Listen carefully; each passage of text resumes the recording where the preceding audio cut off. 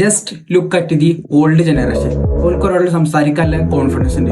ഓൾക്കൊരു സ്റ്റേജിൽ കയറിയാണ്ട് ഒരു programme happen ചെയ്യാനുള്ള കോൺഫിഡൻസ് ഉണ്ട്. എന്തിനേറെ ഓല് ഏത് സംഭവമാണ് ചെയ്യാൻ ഉദ്ദേശിച്ചത് ആ സംഭവം ചെയ്യാനുള്ള കോൺഫിഡൻസ് ഓൽക്കുണ്ട്. ഇന്ന് നേരെ മറിച്ച് നമ്മളെ ന്യൂ ജനറേഷനിലേക്ക് വന്ന് നോക്കിയും നമുക്ക് ഒരാളോട് സംസാരിക്കാനുള്ള കോൺഫിഡൻസ് ഇല്ല. നമുക്കൊരു ഓപ്പോസിറ്റ് ജെൻഡറിനോടുള്ള ബിഹേവ് ചെയ്യാൻ പോലും നമുക്കറിയില്ല. സെൽഫ് കോൺഫിഡൻസ് ബിൽഡ് ചെയ്യാനുള്ള ഒരു ടിപ്സ് ഞാൻ പറഞ്ഞുതരാം.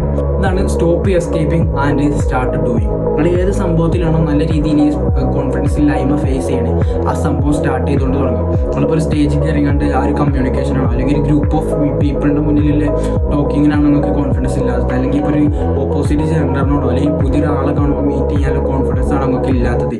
ഏത് സംഭവമാണ് മനസ്സിലാക്കിയിട്ട് ആ സംഭവം പ്രാക്ടിക്കലായി കണ്ട് ചെയ്തുകൊണ്ട് തുടങ്ങാം. ഇങ്ങനെ ആ സംഭവം ഇങ്ങനെ സ്കിപ്പ് ചെയ്യുന്നതിന് പകരം എന്ത് ചെയ്യുക, ചെറുതായിട്ട് ആൾക്കാരായിട്ടുള്ള ആ കോൺഫിഡൻസ് ഉണ്ടാക്കി എടുക്കാനുള്ള സംഭവങ്ങൾ ചെയ്യുക.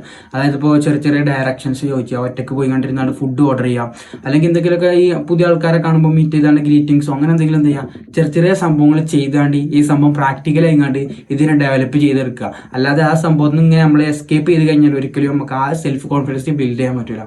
സോ അപ്പോൾ നമുക്ക് എന്തുകൊണ്ടാണ് ഈ ഓൾഡ് ജനറേഷനും നമുക്കും തമ്മിൽ ഇത്രയും ഡിഫറൻസ് കോൺഫിഡൻസിന്റെ കാര്യത്തിൽ, അല്ലെങ്കിൽ എന്തുകൊണ്ടാണ് നമുക്ക് മാത്രം ഈ കോൺഫിഡൻസ് ഇല്ലാതെ പോയത്, ഇതിനെക്കുറിച്ചൊക്കെ ഡീറ്റെയിൽ അറിയണമെന്നുണ്ടെങ്കിൽ ഞാൻ ഫുൾ വീഡിയോ യൂട്യൂബിൽ ഉണ്ടാക്കിയിരുന്നു. അതിന്റെ ലിങ്ക് ആണെന്നുണ്ടെങ്കിൽ ജസ്റ്റ് കോൺഫിഡൻസ് എന്ന് കമന്റ് ചെയ്താൽ മതി, ഞങ്ങൾ DM അയച്ചാൽ.